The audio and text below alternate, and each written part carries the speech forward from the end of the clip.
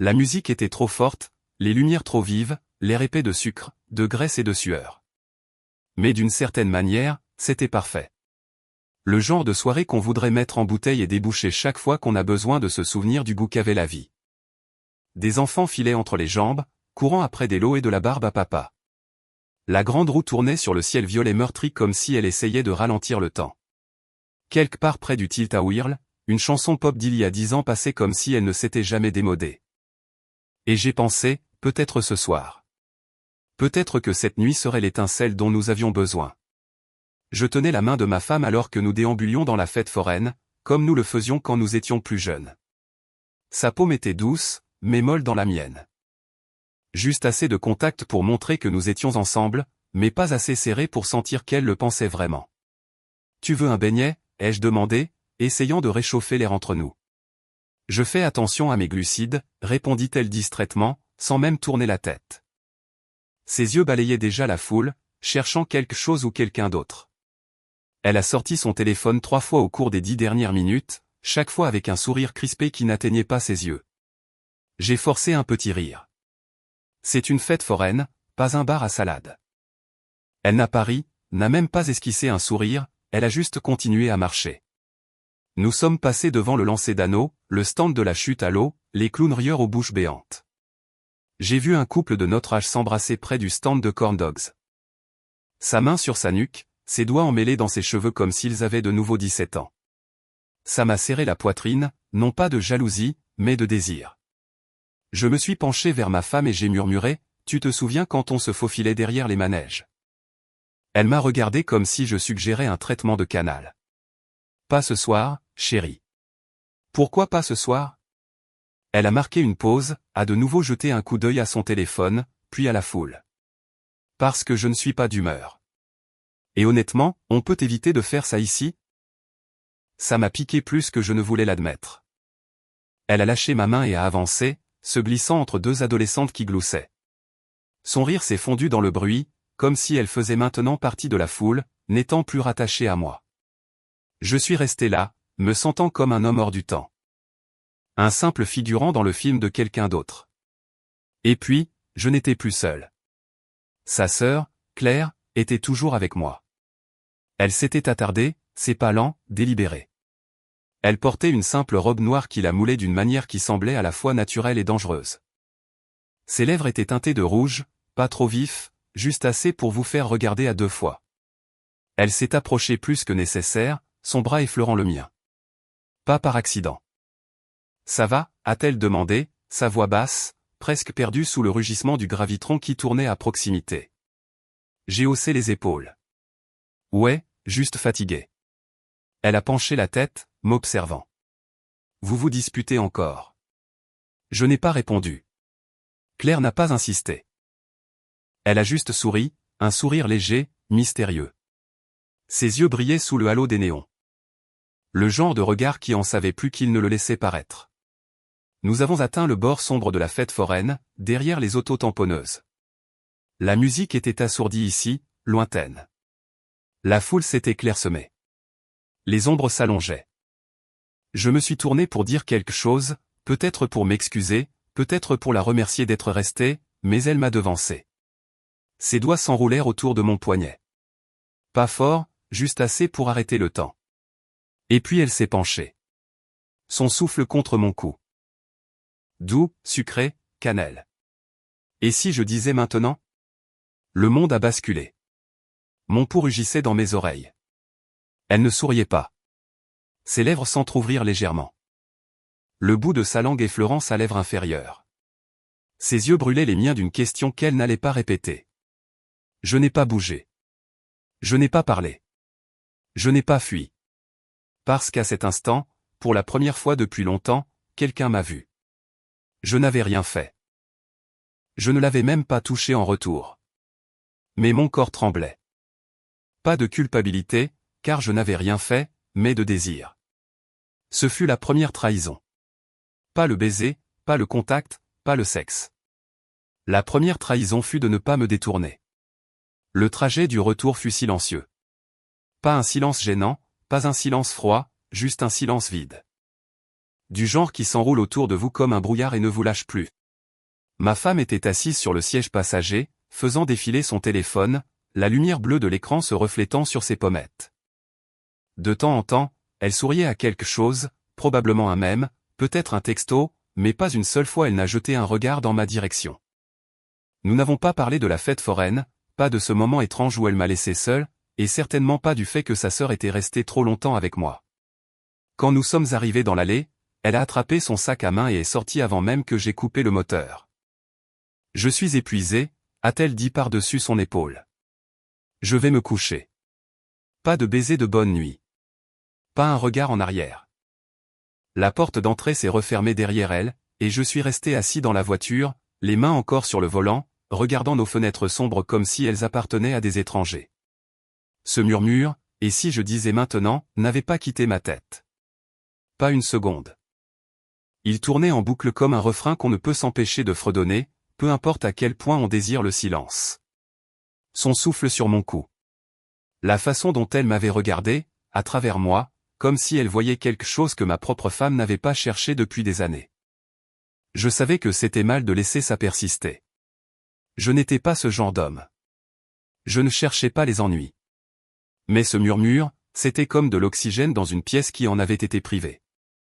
À l'intérieur, j'ai verrouillé la porte et me suis tenu dans le silence de notre salon. La maison avait ce faible bourdonnement nocturne. Les appareils respiraient doucement, le plancher craquait sous son propre poids. Je me suis déplacé lentement, craignant de déranger les murs comme s'ils écoutaient. La porte de notre chambre était entr'ouverte. Je pouvais voir son dos, déjà sous les draps. L'écran de son téléphone éclairait encore la pièce. « Tout va bien ?» ai-je demandé, ma voix à peine plus forte qu'un murmure. « Oui » a-t-elle marmonné. « Juste fatigué. » Je suis resté dans l'embrasure de la porte quelques secondes de trop, espérant qu'elle pourrait lever les yeux, tapoter le lit à côté d'elle comme avant et dire « Viens ici. Allonge-toi avec moi », mais elle ne l'a pas fait. L'écran s'est assombri, puis s'est éteint. Elle s'est tournée sur le côté, face à la fenêtre. Je me suis changé dans le noir, en faisant attention de ne pas la déranger. Je me suis glissé dans le lit, le matelas s'affaissant légèrement sous mon poids. L'espace entre nous aurait pu être un canyon.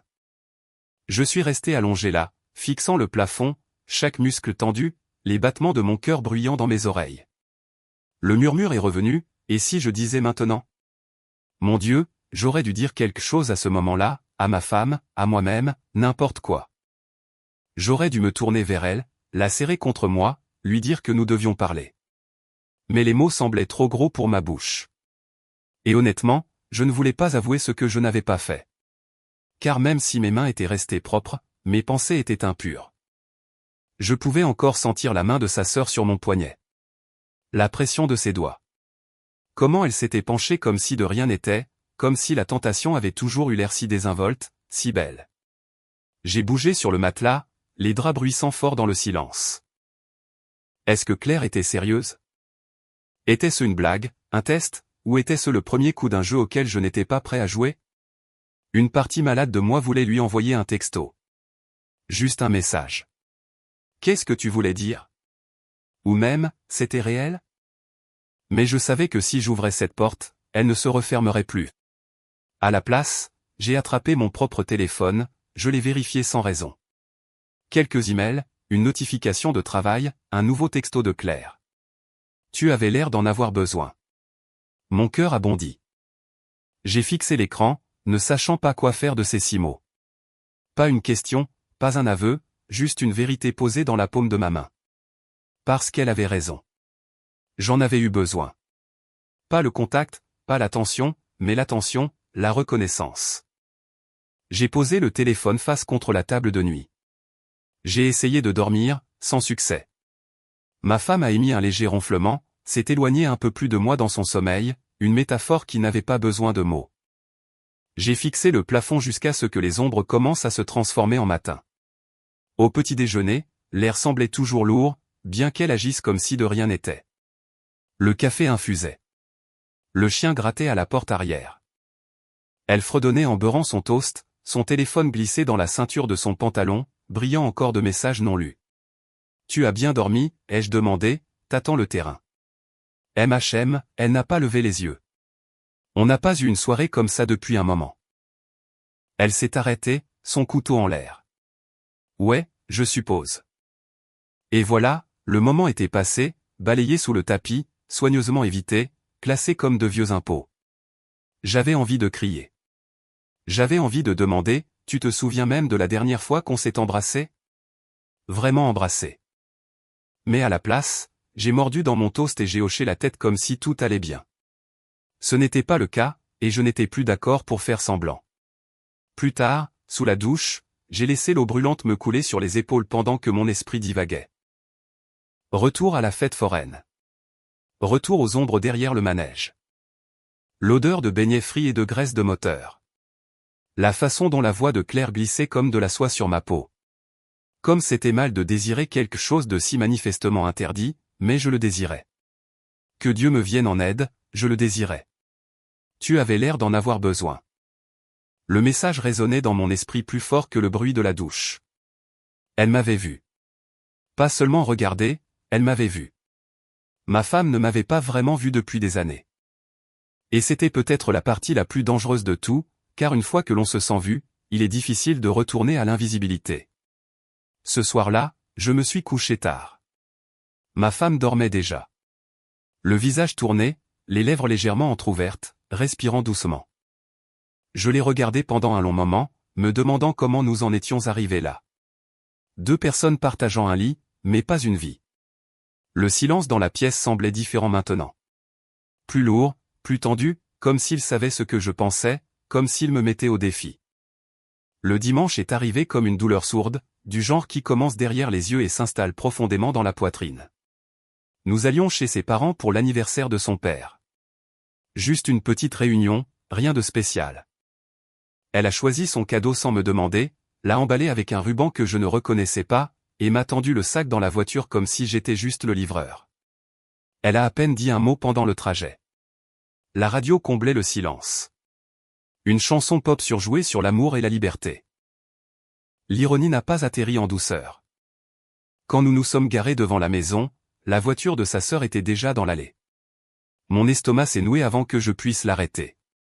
Je me suis dit, tu n'es pas là pour elle. Tu es là pour la famille. Ne sois pas idiot. Mais à la seconde où j'ai vu Claire par la fenêtre, se versant un verre de vin, une main sur la hanche, portant une robe d'été qui épousait juste assez ses courbes pour qu'il soit impossible de ne pas le remarquer, j'ai su que j'étais déjà en difficulté. Elle m'a vu avant même que je franchisse la porte et a souri. Pas un sourire poli, pas un sourire innocent. C'était un sourire entendu, juste pour moi, comme si elle rejouait le même murmure, le même moment, la même électricité qui me tenait encore éveillé la nuit. Ma femme a flotté dans la cuisine avant moi, saluant ses parents avec ce ton enjoué et vif qu'elle réservait aux gens en dehors de notre mariage. Pendant ce temps, Claire a dérivé vers moi comme de la fumée. Sans hâte, douce, dangereuse. « Salut, toi » a-t-elle dit doucement, sa voix juste en dessous du bourdonnement de la conversation. « Salut » ai-je répondu, en m'éclaircissant la gorge, essayant de ne pas regarder la courbe de son décolleté. « Merci encore d'être resté l'autre soir. J'ai, apprécié la compagnie. » Ses lèvres se sont retroussées. « Ce n'est pas tout ce que tu as apprécié. » J'ai toussé un rire. « Tu aimes vraiment jouer avec le feu, n'est-ce pas ?» Elle s'est penchée, passant une mèche de cheveux derrière son oreille, ses lèvres à quelques centimètres de mon cou. « Ça dépend. Tu comptes me brûler ? Mon Dieu. » Je devais bouger. Je me suis esquivé avec un sourire forcé, m'excusant pour aller à la cuisine. Son contact ne m'a pas suivi, mais son parfum si. De la vanille et quelque chose de plus sombre, d'épicé, presque comme un parfum qu'on ne pouvait oublier, même si on le voulait. La réunion était simple, cadeau, banalité, gâteau. Son père racontait des histoires. Sa mère exhibait un nouveau gadget de cuisine dont personne ne se souciait, et le vin coulait à flot. Ma femme était assise sur le canapé, une jambe repliée sous elle, textant de temps en temps quand personne ne regardait. Je l'ai observée un moment. J'ai observé la façon dont elle souriait plus à son téléphone qu'à moi. Claire était assise en face de moi, croisant et décroisant ses jambes comme si elle s'ennuyait. Mais je savais que c'était faux. Chaque petit mouvement était une performance, et j'étais le seul spectateur. Au dîner, nous étions assis l'un en face de l'autre. Elle m'a passé les pommes de terre, ses doigts effleurant les miens plus longtemps que nécessaire. Je l'ai vu alors, le regard dans ses yeux, cette étincelle d'intérêt, de défi, de quelque chose de plus sombre. Et j'ai réalisé qu'elle observait aussi ma femme. Observait la façon dont elle ne me touchait pas. Observait la façon dont elle riait plus fort avec son beau-frère qu'avec moi. Observait la façon dont je regardais. Elle m'appâtait. Et que Dieu me vienne en aide, ça marchait. Après le dîner, je me suis retrouvé dans le couloir près de la buanderie, évitant la conversation. Je n'étais pas prêt à y retourner. Pas encore. C'est alors que Claire est apparue de nouveau. Tu as l'air tendu, a-t-elle dit, sirotant un verre de vin rouge à moitié plein. Juste une longue journée. Menteur, a-t-elle souri. Tu y penses, n'est-ce pas? Je n'ai pas répondu. Moi, si, a-t-elle ajouté, ma mâchoire se crispant. N'aie pas l'air si coupable, a-t-elle murmuré. Ce n'est pas comme si je t'avais traîné dans un placard pour dézipper ton pantalon. Mon Dieu, elle n'avait aucune limite. Claire, ai-je dit à voix basse. Ce n'est pas un jeu, elle a penché la tête. Non, ce n'en est pas un. Quelque chose dans sa voix a changé. Puis, plus douce, plus réelle, je vois comment elle te traite, comme si tu étais une lampe qu'elle peut éteindre quand elle est fatiguée.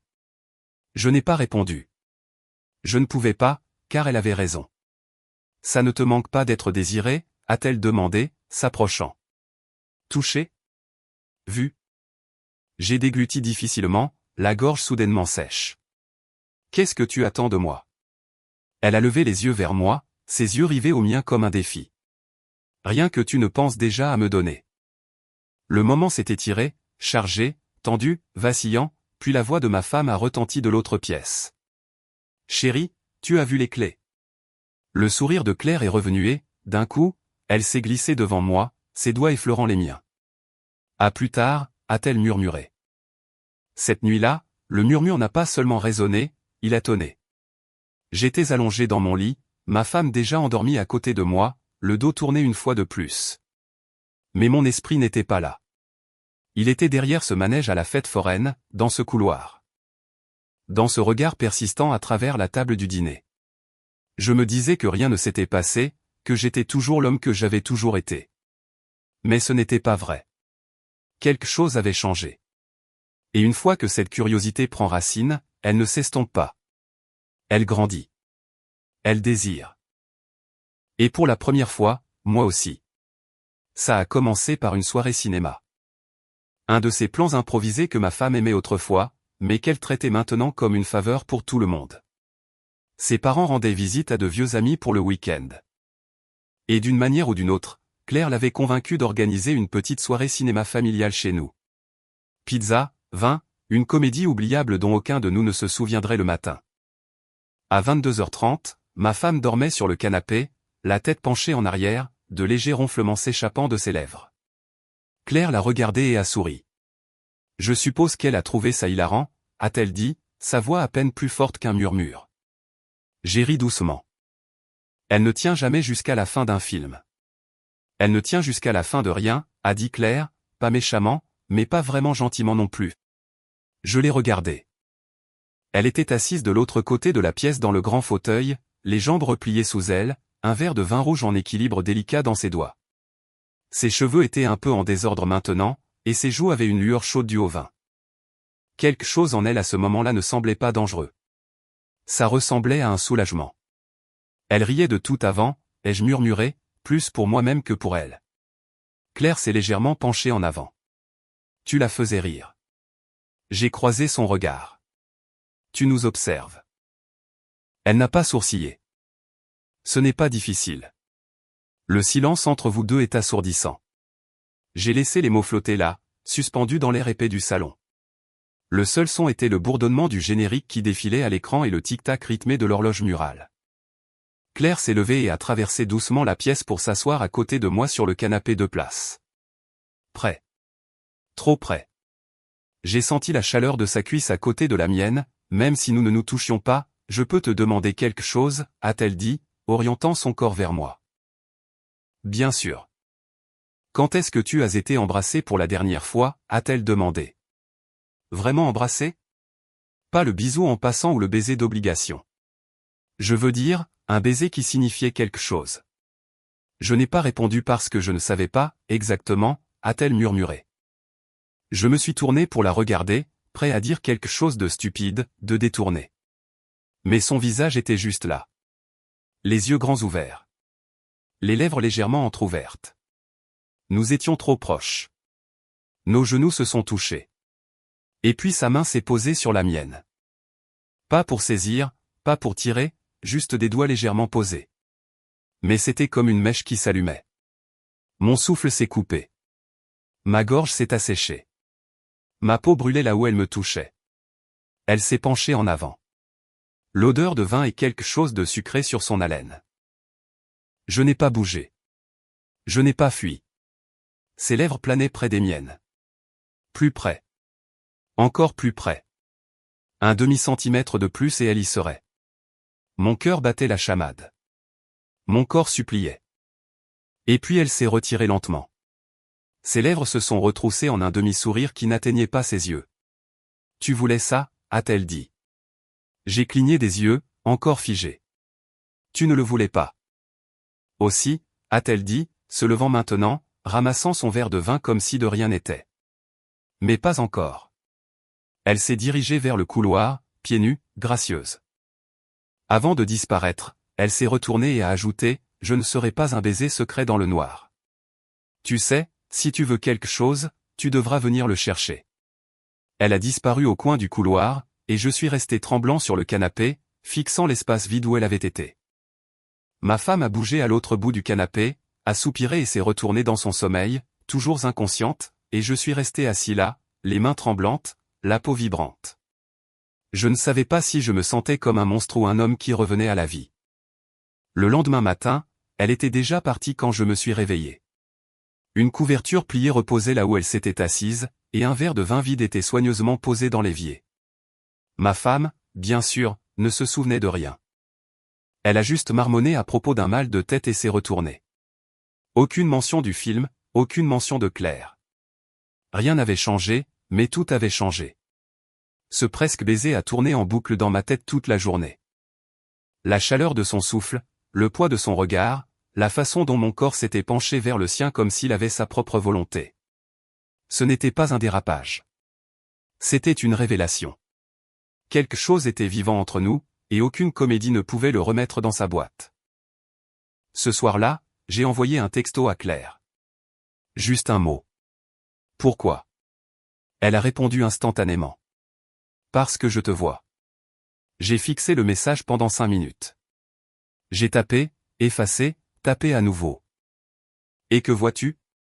Sa réponse a mis plus de temps. Un homme affamé de quelque chose qu'il a oublié qu'il méritait. Je suis resté avec ça un moment. Je l'ai laissé s'imprégner. Ma femme est entrée dans la pièce 1 heure plus tard, a dit qu'elle allait se coucher. Pas de baiser, pas de bonne nuit. Tu viens, a-t-elle demandé platement. Dans un instant, ai-je dit. Elle ne m'a pas attendu, et je ne l'ai pas suivie. À un moment donné, j'ai arrêté de me mentir. Ce n'était plus seulement de l'attirance. Ce n'était plus seulement de la chaleur. C'était de la gravité. Quelque chose qui m'attirait vers elle. Inévitable et terrifiant. Le moment n'avait pas franchi la ligne, mais il l'avait redessinée. Et maintenant, je ne savais pas comment m'éloigner. C'est incroyable à quelle vitesse une femme peut disparaître sans jamais quitter la maison. Ma femme était toujours là physiquement. Elle se versait son café le matin. Elle répondait aux emails depuis la cuisine. Elle accomplissait les gestes de la vie avec la même efficacité mécanique qu'avant. Mais elle n'était pas présente. Pas avec moi. Nous ne parlions que de factures, d'horaires, ou de quelque chose à réparer. Le sexe, un souvenir. Le contact, rare, et quand il survenait, c'était comme le frôlement de la manche d'un étranger dans une foule. Accidentel, oubliable. Cela faisait 3 semaines depuis le presque baiser. Depuis que le murmure de Claire avait fait détonner quelque chose dans ma poitrine, depuis que ma femme m'avait regardé dans les yeux et n'avait rien vu. Je comptais maintenant. Chaque fois que je tendais la main vers elle, chaque fois qu'elle reculait ou offrait un sourire distrait, ou pire, me lançait ce regard apitoyé comme si j'en demandais trop. Nous ne nous étions pas embrassés depuis 23 jours. Nous n'avions pas fait l'amour depuis 61. Je connaissais le nombre exact parce que quand quelque chose disparaît lentement, l'absence laisse des bords tranchants derrière elle. Le vendredi soir fut le point de rupture. Je suis rentré tôt, j'ai pris le dîner en chemin, son restaurant thaïlandais préféré. J'ai tout disposé sur la table comme un homme espérant que la mémoire musculaire pourrait ranimer son affection.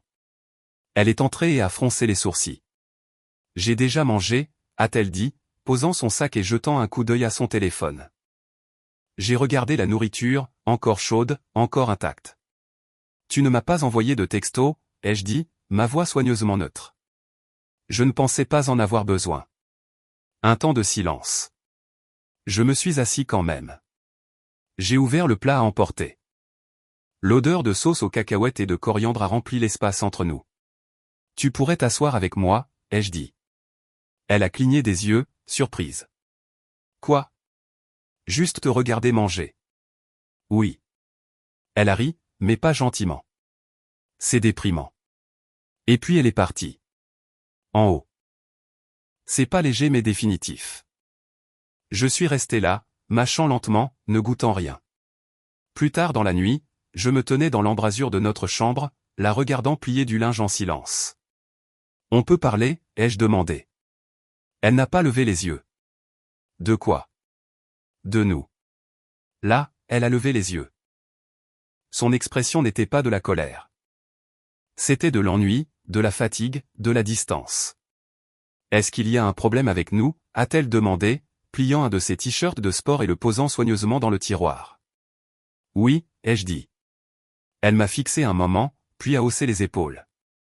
Peut-être que tu te prends trop la tête en ce moment. Non, ai-je dit doucement.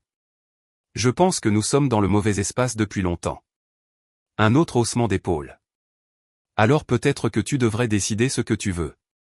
Je me suis approché. Je te veux, toi. Je nous veux. Je veux sentir que je ne suis pas invisible dans ma propre maison.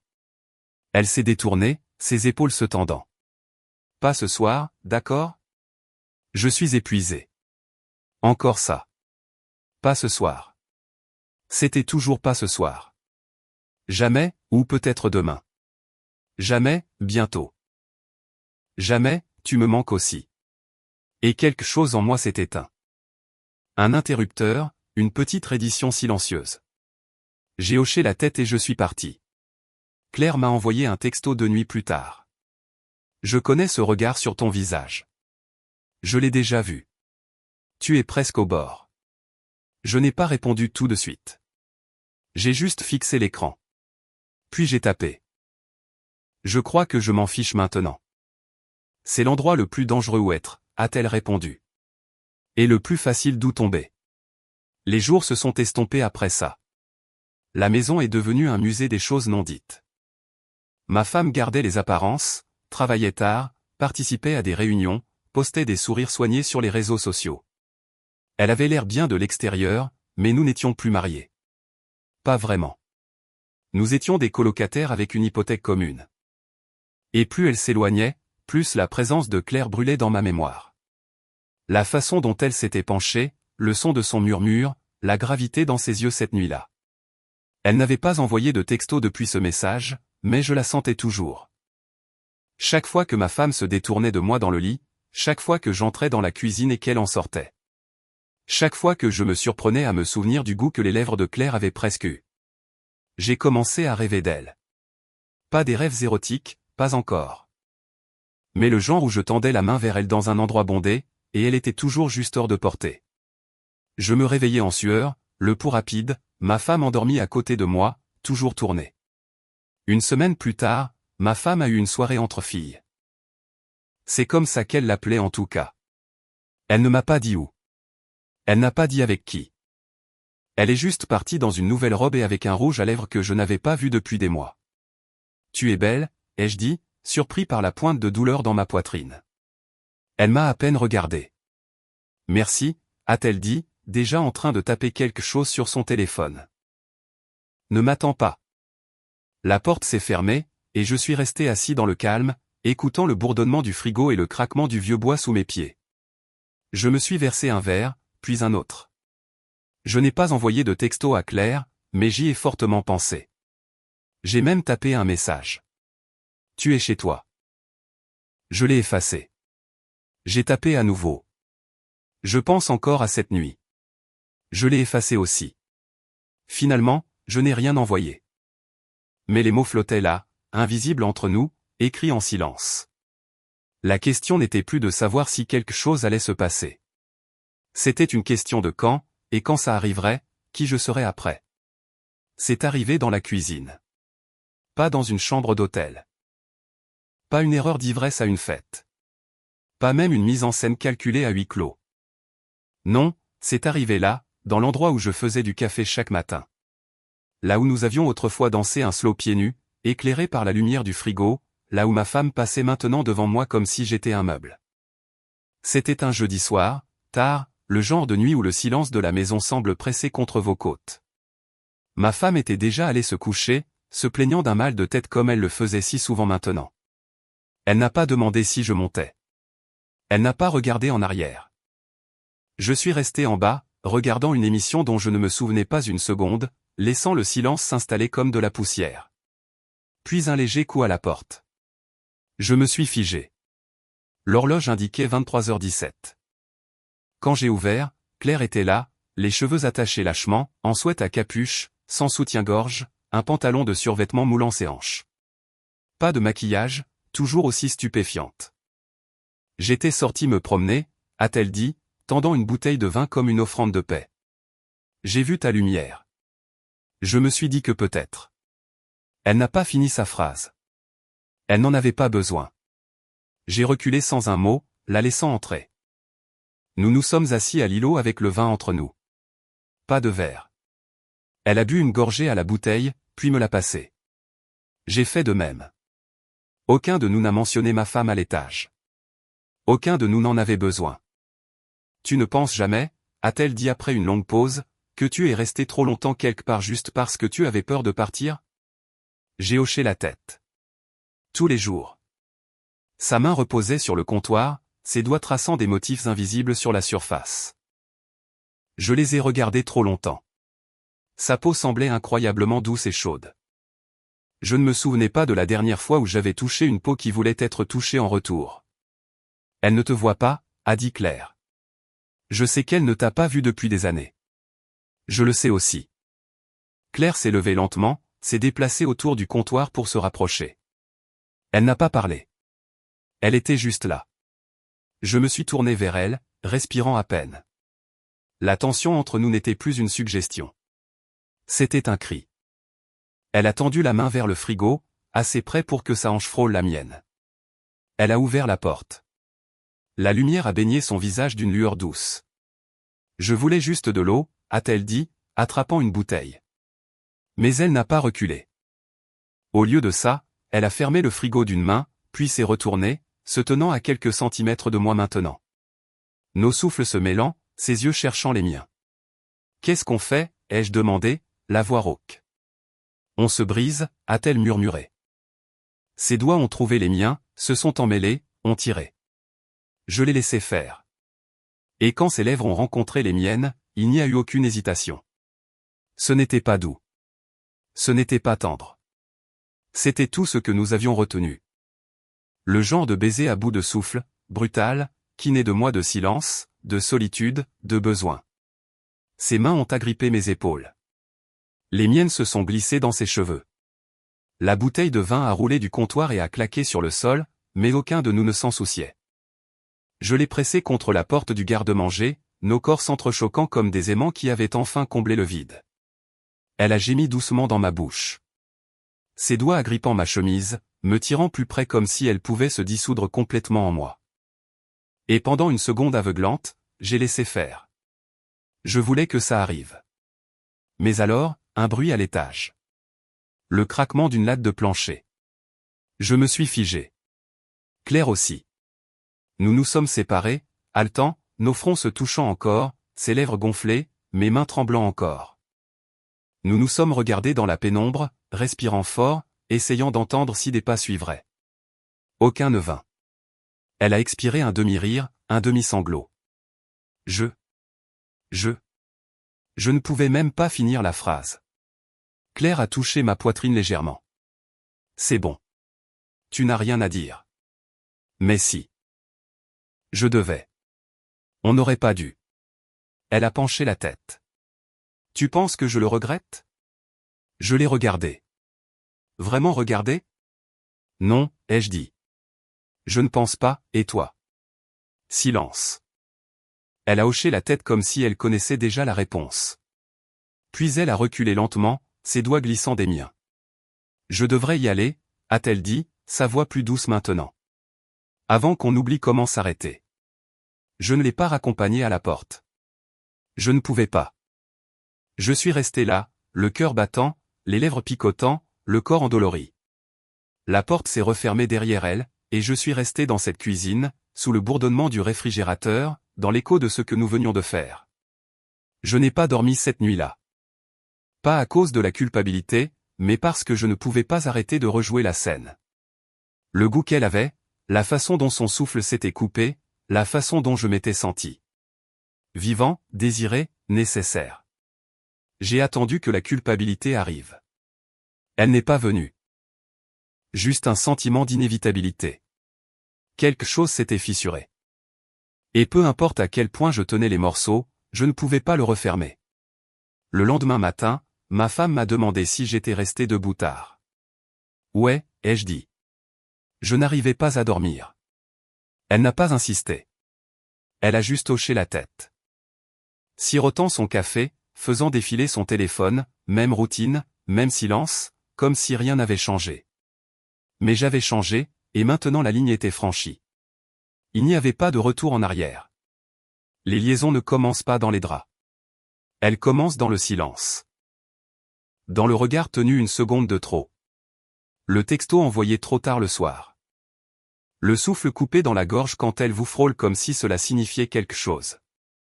Et maintenant, c'était enfin le cas. Après ce baiser dans la cuisine, il n'y avait plus de faux-semblants, plus de contacts innocents, plus de taquineries inoffensives. Quelle que soit la ligne qui avait autrefois existé entre Claire et moi, nous l'avions réduite en cendres. Et nous ne nous sommes pas arrêtés. La fois suivante, c'était 2 jours plus tard. Ma femme était allée chez sa sœur pour l'aider avec quelque chose d'ironique avec le recul. Et Claire s'est présentée à ma porte 30 minutes plus tard, comme si elle le savait. Elle portait des leggings et un pull ample, pas de maquillage encore, et elle n'a même pas dit bonjour avant de m'embrasser. Celui-ci n'était pas frénétique ou imprudent comme le premier. Il était plus lent, profond, intentionnel. Elle m'a embrassé comme si je lui appartenais maintenant. Et peut-être que c'était le cas. Nous ne sommes pas montés cette fois-là. Pas encore. Nous sommes restés sur le canapé, enlacés, ses doigts sous ma chemise, les miens perdus dans ses cheveux, l'air épais de souffle et de chaleur, et le frisson électrique de ce que nous faisions. Je me souviens qu'elle a murmuré, « Dis-moi que ce n'est pas juste de la vengeance. » Et je me souviens avoir répondu sans réfléchir, « Ça a commencé comme ça, mais plus maintenant. » Parce que c'était la vérité. Au début, ça ressemblait à de la vengeance. Un coup contre l'épaule froide, la porte de la chambre fermée, les éternels, « Pas ce soir. » Mais maintenant, ça ressemblait à un sauvetage. Ça ressemblait à de l'oxygène. Nous sommes devenus bons pour le cacher. Trop bons. Des textos tard dans la nuit truffés d'insinuations. Des excuses pour faire des courses en même temps. Des rencontres rapides à huis clos. 5 minutes volées dans sa voiture. Les mains qui explorent, les lèvres qui dévorent. Je me disais que nous étions prudents, intelligents, que personne ne le saurait. Mais au fond, je savais à quel point l'illusion était fragile. Un faux pas, un murmure entendu par inadvertance, un contact imprudent, et tout s'effondrerait. Pourtant, nous ne nous sommes pas arrêtés, car s'arrêter signifiait retourner au somnambulisme. Et aucun de nous ne le voulait. Ma femme a remarqué quelque chose, mais pas assez pour comprendre. Elle a commencé à poser des questions vagues. Tu es de meilleure humeur ces derniers temps. Tu t'habilles mieux pour le travail. Tu t'es remis au sport? Chaque fois, je répondais par un haussement d'épaule ou un vague sourire. Claire l'a remarqué aussi. Elle se réveille, a-t-elle dit une fois alors qu'elle était allongée à côté de moi, à moitié vêtue, sa main posée sur ma poitrine. Tu crois qu'elle se doute de quelque chose? Elle ne me voit pas, ai-je dit. Elle ne m'a jamais vu. Pas vraiment. Claire a hoché la tête comme si elle comprenait quelque chose de plus profond que les mots. Moi, je te vois, a-t-elle murmuré. Et puis elle m'a embrassé à nouveau. Nous n'avons jamais dit « je t'aime ». Pas encore. Mais c'était là, implicite, dans la façon dont elle tenait mon visage. Dans la façon dont j'agrippais ses hanches comme si je ne pouvais pas supporter l'idée de la laisser partir. C'était plus que du sexe. C'était deux personnes comblant les fissures laissées par des années de solitude. Deux personnes qui n'avaient aucune raison de tomber amoureuses l'une de l'autre, mais qui l'ont fait. Et plus j'essayais de m'accrocher à mon mariage, plus il me glissait entre les doigts. Une nuit, nous nous sommes retrouvés chez elle. Sa colocataire était partie pour le week-end. Nous n'avons même pas atteint la chambre. Le canapé du salon est devenu un enchevêtrement de membres, de soupirs et de gémissements à bout de souffle. Ses vêtements sont tombés pièce par pièce, lentement et délibérément, comme si elle déballait un cadeau qui lui était destiné. Elle m'a attiré sur elle, son corps se cambrant de désir. Et quand nous avons bougé ensemble, ce n'était pas seulement du sexe. C'était tout ce que nous n'avions pas été autorisés à dire, tout ce que nous n'étions pas autorisés à ressentir. C'était en colère et tendre et sauvage et mal et complètement, indéniablement bien. Après, elle s'est allongée sur ma poitrine, ses doigts dessinant des cercles paresseux. Tu vas devoir choisir, a-t-elle dit, à peine plus fort qu'un murmure. Je n'ai pas répondu. Pas parce que je ne connaissais pas la réponse, mais parce que je la connaissais. De retour à la maison, ma femme dormait. Comme toujours. Je me suis allongé à côté d'elle, goûtant encore Claire sur mes lèvres, sentant encore sa peau contre la mienne, et je n'ai rien ressenti. Pas de remords, pas de honte, seulement une douleur sourde, car je savais que ce n'était que le début. Et je ne voulais pas m'arrêter. L'aventure m'a consumé. Chaque seconde non passée avec Claire me semblait être un temps mort. Les réunions de travail devenaient des comptes à rebours. Les dîners de famille devenaient une torture. Mon mariage est devenu un costume que je portais par obligation, pas par amour. Je regardais ma femme évoluer dans notre vie avec la grâce de quelqu'un de complètement inconscient. Et je me détestais pour ça. Mais je la détestais encore plus de l'avoir laissée en arriver là. De m'avoir laissé m'échapper sans s'en rendre compte. D'avoir laissé quelqu'un d'autre me voir en premier. Une nuit, après une autre session haletante avec Claire, nous étions allongés dans ses draps, l'air épais de sueur et de silence. Elle m'a regardé, sérieuse maintenant. Je ne veux pas être ton secret pour toujours. Je sais. Alors commence à réfléchir à la fin de tout ça. Mais c'était ça le problème. Je n'avais pas l'impression que ça se terminait. J'avais l'impression de commencer enfin. Ce sont les petites choses qui ont commencé à nous défaire. Un murmure un peu trop long. Un regard qui s'attardait dans une pièce bondée. Un sourire qui ne correspondait pas à l'ambiance. C'étaient les miettes de pain que nous laissions derrière nous, sans réaliser la piste que nous tracions. Nous étions imprudents. Nous étions arrogants. Nous étions deux personnes se noyant dans le besoin, prétendant que personne ne pouvait entendre les éclaboussures. L'alerte est venue un mercredi. Ma femme avait invité sa sœur et leurs parents pour un dîner décontracté. Quelque chose à propos de célébrer une promotion que mon beau-père avait reçue. Rien d'extravagant, juste des pizzas, de la bière et l'illusion d'une famille heureuse. Claire et moi ne nous étions pas touchés depuis 4 jours. Nous étions tous les deux sur les nerfs, tendus, agités. Au milieu du dîner, la tension entre nous bourdonnait plus fort que la conversation autour de la table. Ma femme n'a rien remarqué. Trop occupée à texter sous la table ou à rire de quelque chose que son père disait. Mais Claire a remarqué, et j'ai remarqué qu'elle remarquait. Elle portait un simple chemisier blanc et un jean serré. Rien de suggestif. Mais chaque fois qu'elle croisait les jambes, chaque fois qu'elle passait un doigt sur son verre de vin, chaque fois que sa langue effleurait brièvement sa lèvre inférieure, je le sentais comme une main glissant sous ma chemise. J'étais assis en face d'elle, mon pied frôlant accidentellement le sien sous la table. Nos regards se sont croisés. Elle n'a pas retiré son pied. Elle a pressé le sien contre le mien, fort, et c'en était fait.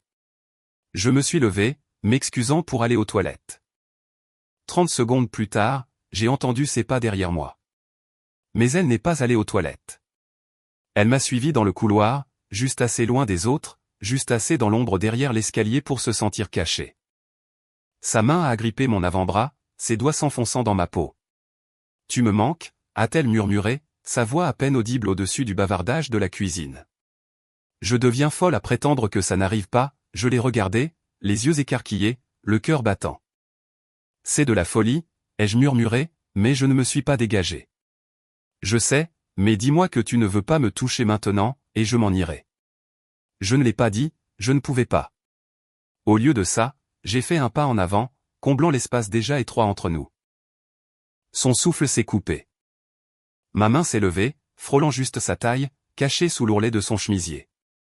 Sa peau était chaude, tremblante sous mes doigts. Sa tête s'est légèrement penchée, ses lèvres s'entr'ouvrant. Et juste au moment où je me penchais, des pas, plus forts cette fois, se dirigeant vers nous. Nous avons bondi, nous séparant comme deux enfants surpris en train de faire le mur. Ma femme a tourné au coin, riant encore de quelque chose, tenant deux verres vides. Et, a-t-elle dit, regardant de l'un à l'autre. Le visage de Claire était calme. Trop calme. Je demandais juste où tu gardes le bon vin, a-t-elle dit doucement. Ma femme a haussé un sourcil. Depuis quand tu t'intéresses au bon vin? Claire a gloussé. Depuis que le tien a le goût de jus de raisin et de regret. Ma femme a levé les yeux au ciel et s'est retournée vers la cuisine. Claire m'a lancé un dernier regard, vif, chaud, affamé, puis l'a suivi. Je suis resté dans le couloir, le cœur battant la chamade, le souffle court, le contact de son chemisier encore collé à mes doigts. C'était trop proche, beaucoup trop proche. Mais alors que je retournais dans la cuisine, reprenant mon rôle de mari parfait, quelque chose d'étrange m'a frappé. Je n'avais pas peur. J'étais excité. Cette nuit-là, longtemps après que tout le monde soit parti et que ma femme se soit réfugiée dans son silence désormais habituel, j'étais assis dans le salon sombre, fixant le scintillement de la télévision en sourdine. Claire m'a envoyé un texto, ça va. Je n'ai pas répondu immédiatement. Je crois qu'on a failli se faire prendre. Je sais. J'en avais envie. Tu joues avec le feu. Toi aussi. J'ai fixé ces mots pendant un long moment. Puis j'ai tapé. Je ne me suis jamais senti aussi vivant. Les jours suivants, tout a changé. Nous ne nous contentions plus de nous faufiler. Nous vivions pour ça. Un frôlement de sa main en se croisant dans le couloir. Le frisson de sa cuisse pressée contre la mienne sous une couverture pendant une soirée cinéma. Des regards rapides échangés pendant les dîners de famille comme des codes secrets. L'attention n'était plus quelque chose à cacher. Elle faisait partie de nous. L'air que nous respirions. Un après-midi, je l'ai retrouvé sur la banquette arrière de sa voiture. Il pleuvait. Les vitres se sont embuées instantanément. Nous n'avons même pas parlé. Elle est montée sur mes genoux, m'enfourchant, les doigts emmêlés dans mes cheveux. Le sexe était précipité, frénétique, désespéré, mais ce n'était pas bâclé. C'était sacré. Après, elle a pressé son front contre le mien et a murmuré, « Je ne veux pas faire ça dans l'ombre pour toujours. » J'ai hoché la tête, la gorge serrée. On n'est pas loin de se faire prendre, ai-je dit. Alors qu'il nous attrape, a-t-elle murmuré. Mais elle ne le pensait pas. Pas encore. Aucun de nous n'était prêt. Et pourtant, chaque alerte nous rendait plus audacieux. Chaque évasion de justesse nous faisait croire que nous pouvions continuer à défier la gravité. Mais nous savions tous les deux. Finalement, quelque chose allait casser. On pourrait penser que c'est la culpabilité qui a finalement tout fait s'effondrer. Mais ce n'était pas la culpabilité. C'était l'apathie. C'était la nuit où ma femme m'a demandé ce que je voulais pour le dîner, et j'ai répondu, j'ai déjà mangé, même si ce n'était pas vrai. C'était le matin où elle m'a embrassé sur la joue par réflexe, et je n'ai même pas pris la peine de tourner la tête. C'était le mercredi où j'ai laissé mon téléphone face visible sur le comptoir, le nom de Claire illuminant l'écran avec un simple « Je pense à toi ». Et je n'ai même pas sourcillé parce qu'au fond de moi, je voulais qu'elle le voie. Je voulais qu'elle le sache. Pas pour qu'elle souffre, même si une partie de moi était peut-être aussi cruelle, mais parce que j'étais fatigué de mentir pour quelque chose dont je n'étais même plus sûr de vouloir. Pas Claire, elle, ma femme, la femme dont je rêvais autrefois. La femme pour qui je me réveillais. Maintenant, elle me semblait être une obligation à laquelle je m'étais habitué. Un fantôme qui hantait mon lit. Son dos toujours tourné, son téléphone toujours allumé. Les fissures étaient là depuis des années. Je commençais seulement à voir à quel point elle s'était élargie. Ça a commencé petit. J'ai l'impression que tu es ailleurs ces derniers temps, a-t-elle dit un matin, beurrant son toast comme n'importe quel autre jour. J'ai levé les yeux de mon café. Qu'est-ce que tu veux dire? Tu ne parles pas. Tu me regardes à peine. Et quand tu le fais, c'est comme si tu m'en voulais. Je n'étais pas en colère. J'en avais juste marre. Je ne suis pas en colère, ai-je dit. Je suis juste fatigué. Elle a plissé les yeux. Fatigué de quoi? Je n'ai pas répondu parce que je ne voulais pas être cruel. Et dire, de toi, semblait cruel, même si c'était la vérité.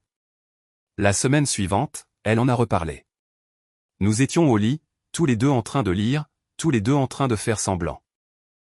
Elle a posé son livre et s'est tournée vers moi. Est-ce que ça va, nous, a-t-elle demandé. C'était nouveau. Elle ne demandait jamais ça. Pas depuis des années. J'ai baissé mon livre lentement, j'ai regardé son visage. Il y avait de l'inquiétude. Une vraie inquiétude et autre chose. De la panique, peut-être. Je ne sais pas, ai-je dit, honnêtement. Elle a cligné des yeux. Qu'est-ce que ça veut dire? Ça veut dire que je ne sais pas si nous sommes ensemble pour les bonnes raisons. Tu veux dire que tu ne le es pas? Non, j'ai dit nous. Le silence s'est étiré entre nous, a pris des jambes, a grimpé sur les murs. Elle a détourné le regard la première. Eh bien, peut-être que si tu essayais de me parler au lieu de te fermer tout le temps. J'ai essayé, ai-je lancé, plus fort que je ne le voulais. Ses yeux se sont écarquillés. Ça fait des années que j'essaie. J'ai demandé de l'affection. J'ai demandé du temps. Je t'ai demandé, toi. Mais tu étais toujours trop fatiguée, trop occupée, trop distraite. Elle a ouvert la bouche, mais je n'avais pas fini. Je ne sais même pas quand tu as arrêté de me désirer, mais tu l'as fait. Et j'ai arrêté de demander parce que mendier, c'est épuisant. Les mots sont restés en suspens, tranchants et définitifs. Elle avait l'air stupéfaite, blessée, et pour la première fois, je l'ai vue. La prise de conscience qui naissait derrière ses yeux, que peut-être ce n'était pas une phase. Peut-être que nous ne dérivions pas seulement. Peut-être que nous avions déjà dérivé trop loin. Le lendemain matin, elle était froide, distante. La vaisselle claquait plus fort que nécessaire. Ses réponses étaient courtes, mesurées. Elle ne m'a pas dit au revoir quand je suis parti au travail, et je m'en fichais. Claire savait que quelque chose avait changé. Elle m'a envoyé un texto cet après-midi-là. Que se passe-t-il? On s'est disputé. Violemment. Honnêtement. Elle a attendu quelques minutes, puis a répondu, tu vas bien? Je ne sais pas, et c'était vrai, car je n'étais pas triste. Je n'avais pas peur. J'étais soulagé. Comme si quelque chose s'était enfin fissuré et que je pouvais à nouveau respirer. Ce soir-là, Claire m'a retrouvé dans un hôtel bon marché, loin de chez nous, le genre d'endroit où les gens ne posent pas de questions. Quand je suis entré dans la chambre, elle n'a pas souri. Elle a juste enroulé ses bras autour de moi et m'a serré comme si je rentrais d'une tempête. Et peut-être que c'était le cas. Après, nous étions allongés dans des draps blancs, la télévision diffusant une émission de télé-réalité en sourdine que nous ne regardions pas, je pense qu'elle sait que quelque chose ne va pas, ai-je dit. La tête de Claire reposait sur ma poitrine. Qu'est-ce que tu lui as dit? La vérité. Pour une fois. Elle a levé les yeux vers moi. Et comment te sens-tu? Comme si je voulais arrêter de faire semblant. Elle est restée silencieuse un moment, puis, alors, arrête. Et c'est comme ça que la décision a commencé à germer. Pas bruyamment, pas soudainement, mais de manière constante. Je ne pouvais pas continuer à vivre de vie. Et si l'une d'elles était déjà terminée, il était peut-être temps que je l'admette à voix haute. Les jours suivants furent calmes. Ma femme se déplaçait dans la maison comme une étrangère. Elle ne criait pas, n'accusait pas, mais je sentais le changement. Elle observait maintenant, faisait l'inventaire, non pas de mon téléphone ou de mon emploi du temps, mais de moi, de mon absence, de l'homme qu'elle avait autrefois aimé, et réalisait peut-être enfin qu'il lui glissait entre les doigts. Et moi, je ne tendais pas la main. Je me laissais tomber, directement dans les bras de quelqu'un qui m'avait déjà attrapé. C'est Claire qui l'a dit en premier. Nous étions dans son appartement, sa colocataire partie pour la nuit. Le dîner était encore sur la table basse, à moitié mangé, froid. Nous n'y avions pas touché.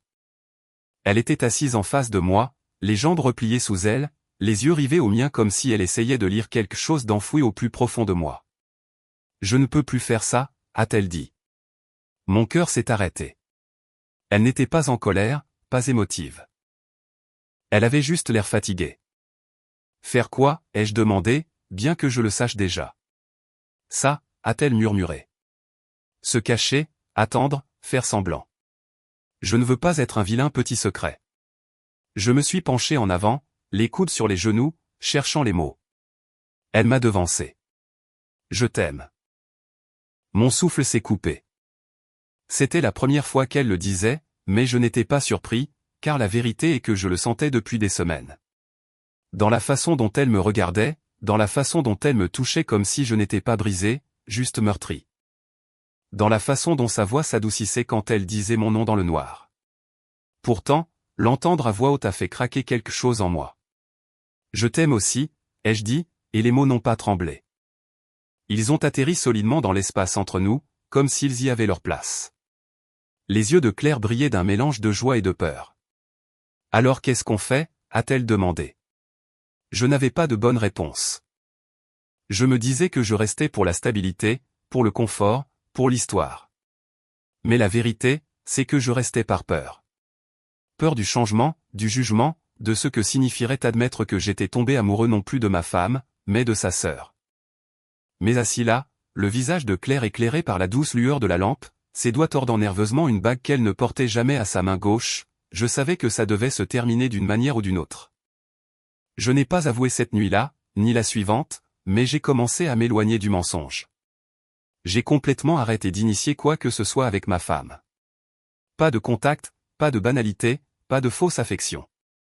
Et il n'a pas fallu longtemps pour qu'elle le remarque. 2 matins plus tard, elle a bloqué la porte alors que j'attrapais mes clés. « Que se passe-t-il » a-t-elle demandé. « Tu es silencieux depuis des jours. »« Je suis silencieux depuis des mois » ai-je répondu. « Tu viens juste de commencer à écouter. » Elle a cligné des yeux, prise au dépourvu. « Ce n'est pas juste. »« Non » ai-je dit. « C'est la vérité. » Elle a croisé les bras. « Tu me trompes ?» Silence. Je l'ai regardé, et je n'ai pas menti. Je pense que tu connais déjà la réponse.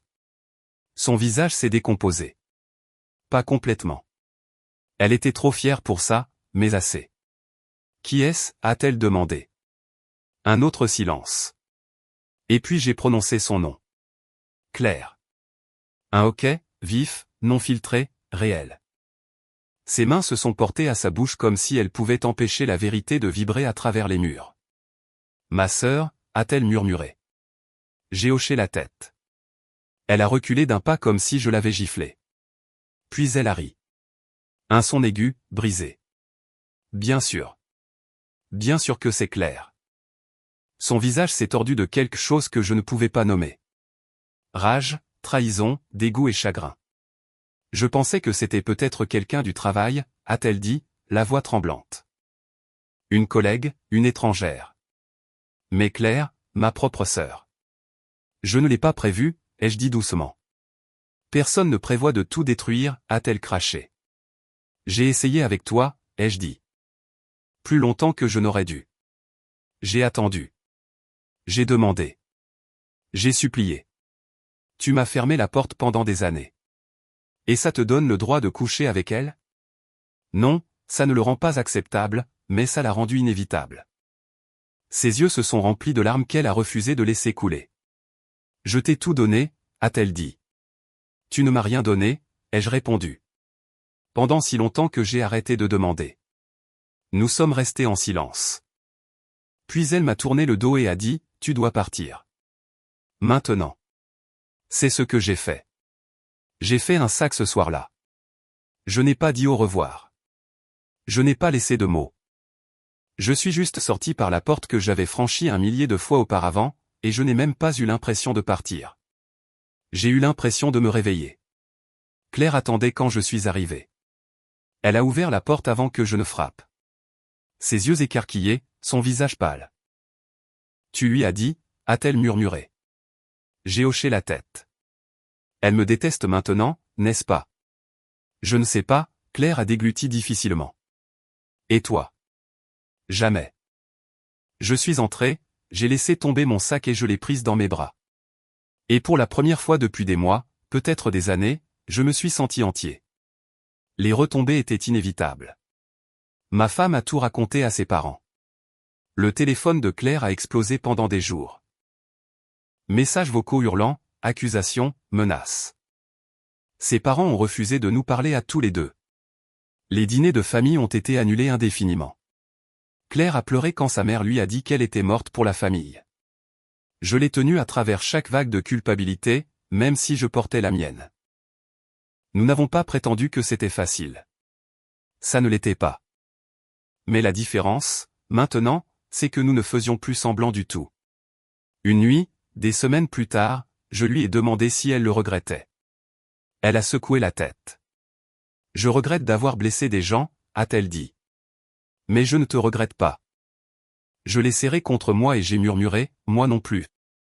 1 an plus tard, presque jour pour jour, je me suis retrouvé à l'entrée de la même fête foraine.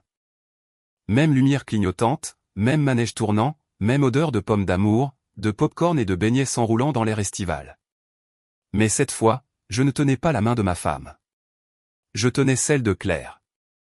Et ce n'était pas la culpabilité qui me tordait l'estomac. C'était la clarté. Je n'avais pas prévu de revenir ici. Nous étions en voiture, sans destination précise, les fenêtres baissées, la musique douce, et puis nous avons vu les lumières clignoter au loin. Claire m'a regardé avec ce demi-sourire taquin et a dit, « Tu me dois un tour de grande roue. » Elle n'avait pas tort. La dernière fois que nous étions venus, elle m'avait murmuré un défi à l'oreille, avait fait tourner mon monde, puis était partie dans la nuit comme si de rien n'était. Mais tout avait changé. Ce murmure avait été l'allumette d'un baril de poudre que je ne savais pas que je portais. Maintenant, en marchant dans la foule avec sa main dans la mienne, je sentais chaque couche de ce souvenir se presser contre le présent. Mais il n'y avait plus de honte. Seulement la vérité, l'amour et un peu de chaos. Mon Dieu, ça sent le diabète, a ri Claire en inspirant profondément. Ça m'avait manqué. J'ai souri. C'est toi qui m'as traîné ici. J'avais besoin de le revoir, a-t-elle dit, sa voix plus calme maintenant. C'est ici que tout a commencé. Elle n'avait pas tort, mais cette nuit-là, ça ne ressemblait pas à un début. Ça ressemblait à une rupture. Maintenant, j'avais l'impression que nous fermions enfin la boucle. Nous avons déambulé un moment, partagé un beignet, regardé un groupe d'enfants gagner des peluches surdimensionnées à un lancer d'anneaux, fait la queue pour un manège déglingué qui a failli nous faire vomir. Elle s'est appuyée contre moi, chaleureuse et naturelle, comme si nous avions toujours été faits pour être ainsi. Pas d'ombre, pas de cachette. Finalement, nous sommes arrivés à la grande roue. La file n'était pas longue. Elle a serré ma main plus fort pendant que nous attendions, les yeux balayant le manège comme s'il était sacré.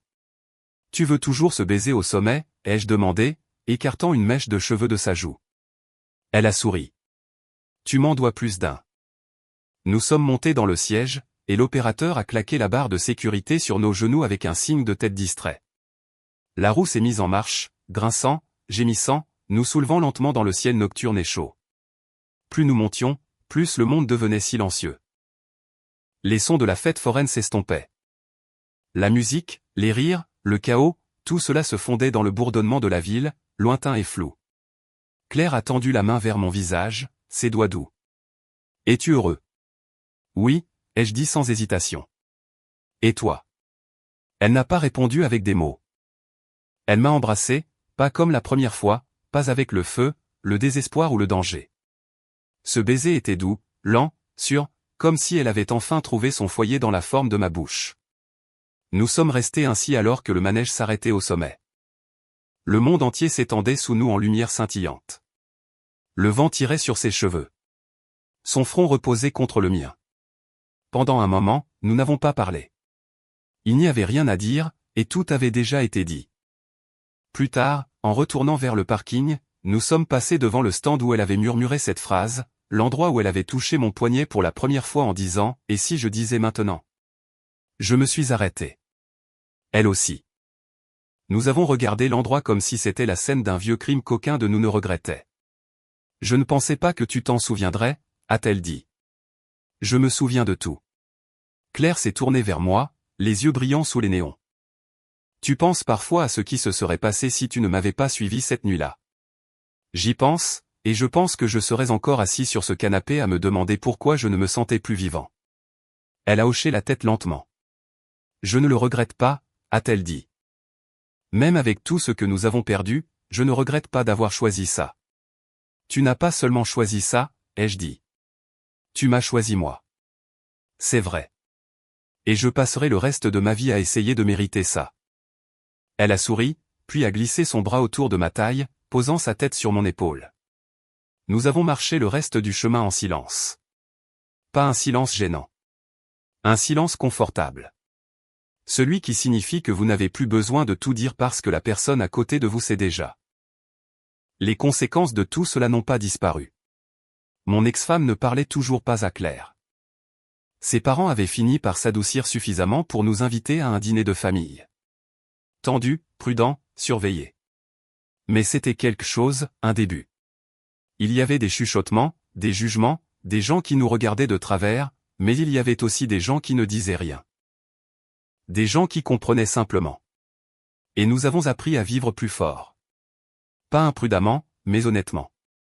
Parfois, je me réveille encore au milieu de la nuit en pensant que je suis de retour dans cette maison.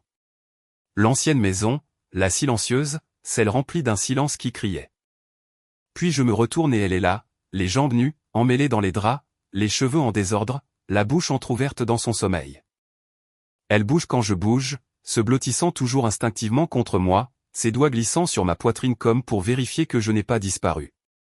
Et à ce moment-là, je sais que le manège sur lequel j'étais avant un mariage, routine, rejet, ce n'était pas la vie. C'était une boucle. Ça, c'est le chaos, le frisson sauvage, tourbillonnant, dangereux de faire quelque chose de réel. Nous n'étions pas parfaits. Nous avions encore des disputes, des doutes, des mots vifs occasionnels, mais nous nous battions l'un pour l'autre maintenant, pas l'un contre l'autre. Et c'était peut-être ça la différence. C'était peut-être ça le but. De retour à la voiture, elle s'est appuyée contre la portière passager et m'a souri. « Tu es prêt ?» ai-je demandé. Claire a hoché la tête. Pourquoi ? Pour tout ce qui vient après. Elle s'est avancée, m'a embrassé à nouveau, un dernier baiser sous les lumières de la fête foraine, et a murmuré, « Je suis prête depuis le moment où j'ai dit maintenant. »